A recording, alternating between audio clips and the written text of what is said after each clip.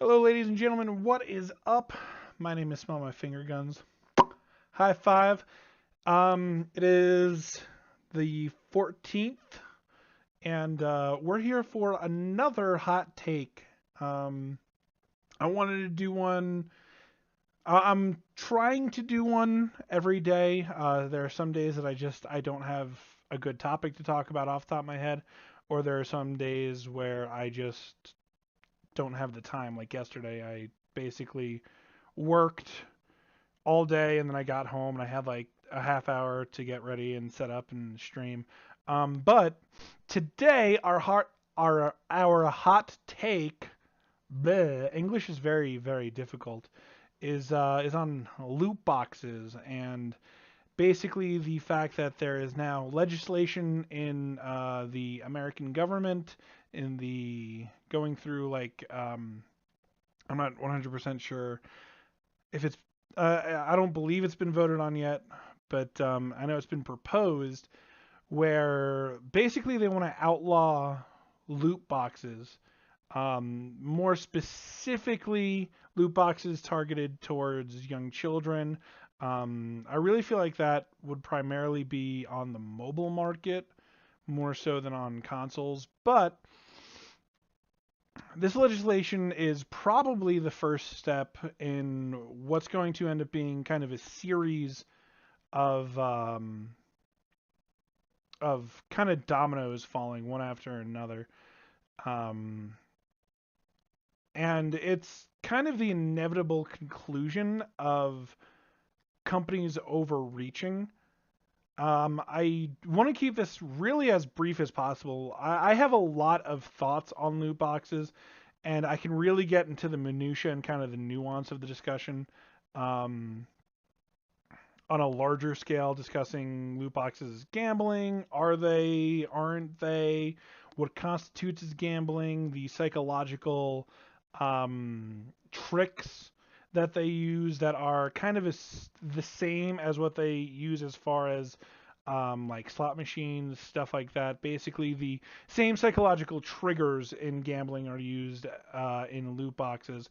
Every time you open one up, it's this explosion of lights and sounds, and it's super exciting. And that's kind of how they wrap you in. And um, they'll when you first start playing the game, they'll give you free loot boxes more frequently to kind of pull you in and really grab your attention, and then they'll slow it down to a little bit of a trickle, and then you have this kind of Skinner box effect where you want to press that button and get loot boxes because it's so exciting.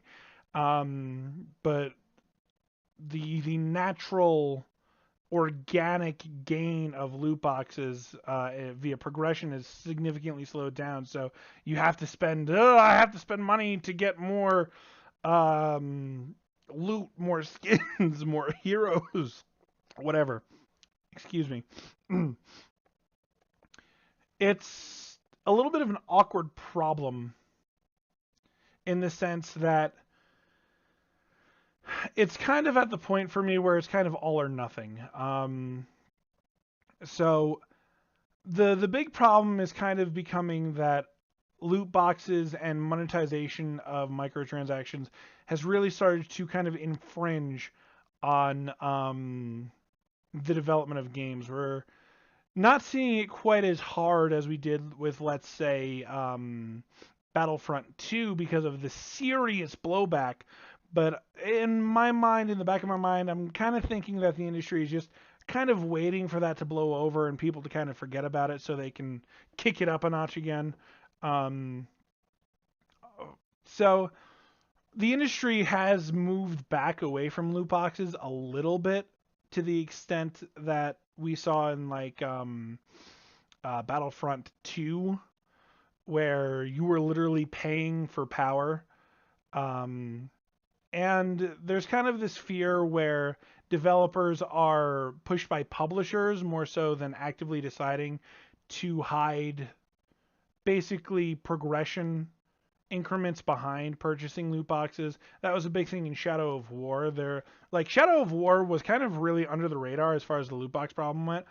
But yeah, loot boxes did provide you with power because you could buy loot boxes, have a chance of getting these super strong orcs that you could put on the map and then use those orcs to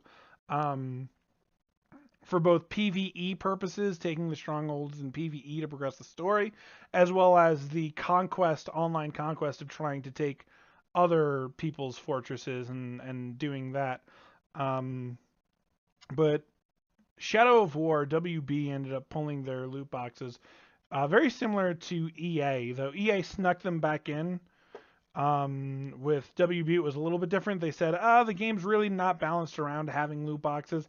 And then down the road, they ended up removing them entirely, which I think was really, really a good play on EA. And now we're kind of in the situation where EA, when they released Anthem, there was no loot boxes at all.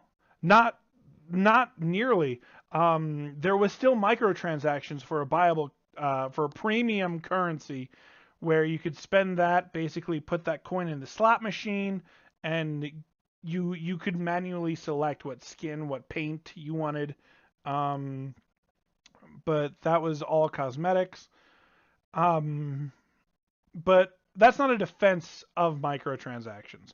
I'm just trying to give you an idea of how seriously they've really backed up on their positions, and why I think legislation is good. So now that we're going on 6 minutes, I want to keep this as brief as possible. These are supposed to be bite-sized videos. I've already rambled on for a little bit longer than I would have liked to. So my thoughts is that the legislation is actually probably required, just to set a threshold of what a company should and should not be doing with microtransactions. I don't like microtransactions. I don't support them. With the rare exception of microtransactions that are really well done in a free-to-play game. But on the other, and I know that a lot of free-to-play games rely very heavily on microtransactions to be sustained.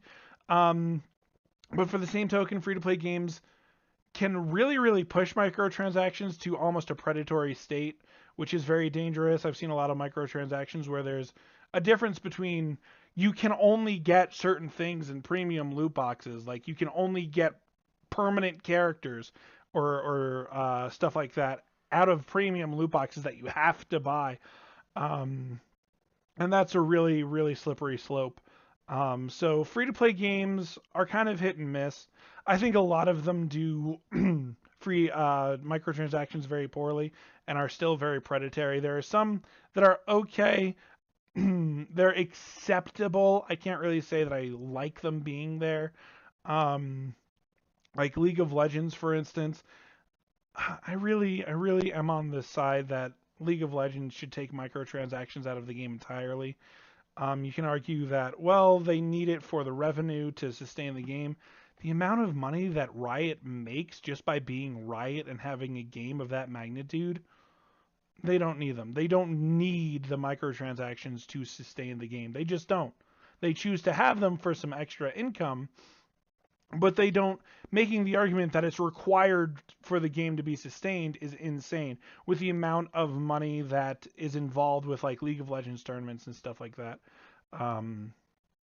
Anyway, that's my position. The legislation is good. It's as long as it's designed to defend the right people and not defend the corporations that are preying on the helpless. And microtransactions are bad. Don't put them in your games. People don't like it. And if you're a free-to-play game and you want to monetize via microtransactions, don't make them super predatory. Don't make them like a requirement or feel like a requirement to actually progress in your game. That's the bottom line. Anyway, that is my hot take for today. It's a lot longer than I wanted it to be, but hey, whatever. Sometimes you start talking and you just see where it goes. It's kind of stream of consciousness here. That's why I'm only ever doing these in one take. But yeah, so microtransactions bad, legislation possibly good if it defends the right people.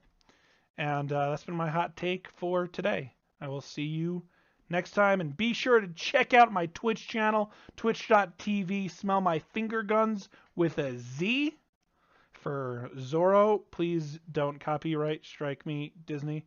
where I stream typically Monday through Friday starting at 12 p.m. Eastern or 10 p.m. Mountain Time. That's where I live in the mountains. High five. I will catch you all later.